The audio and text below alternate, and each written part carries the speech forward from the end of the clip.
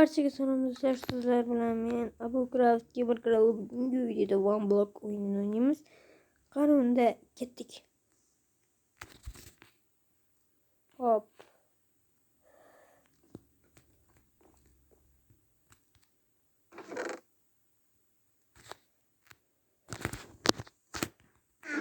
Da. Земля.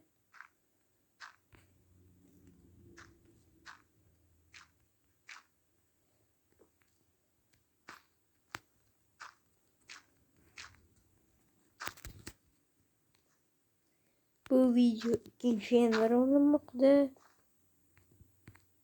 Video kam bo'ladi.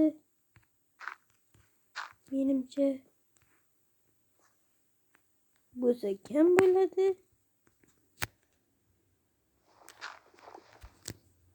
Gravi.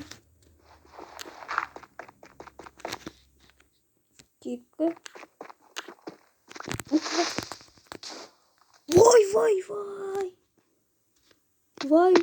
Voy kurdilam.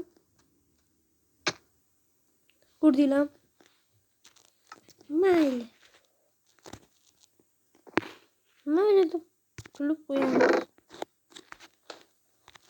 Yaxshi bizda kirka bor, temir kirka. Biz temir kirkani olamizda. Keyin mana bunday qilamiz. Mana bunday qilib qo'yamiz. Qaranglar, qanday sxema qilsam bo'ladi. Ana portlamasligi uchun.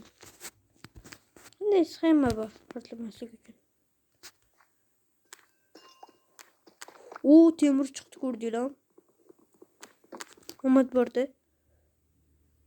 Kim o'ldi endi?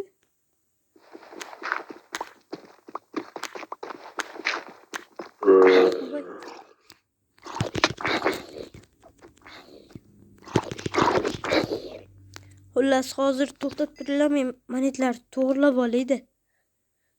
Videoni to'xtatib turaman. Hop, mana bo'ldik. Temir ham qo'ygandik, 8 ta bo'libdi va bu yerga somonlarimiz unaqa bo'lgan ekan. 5 ta somon chiqdi. Inventarimda ko'rsangiz bo'ladi va mana bunday qilib qo'ydik. Ko'rishingiz mumkin.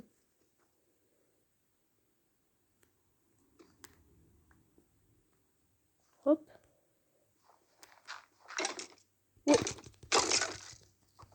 Voy. Uçurdik ve bir de sandık turibdi va sizlar uchun ochaman. Agar yaxshi narsa chiqsa, like bosib qo'yinglar. Sizlar uchun mana shu sandiq. Va ichidan esa yaxshi desa bo'lmas ekan. Chunki men bundan yaxshi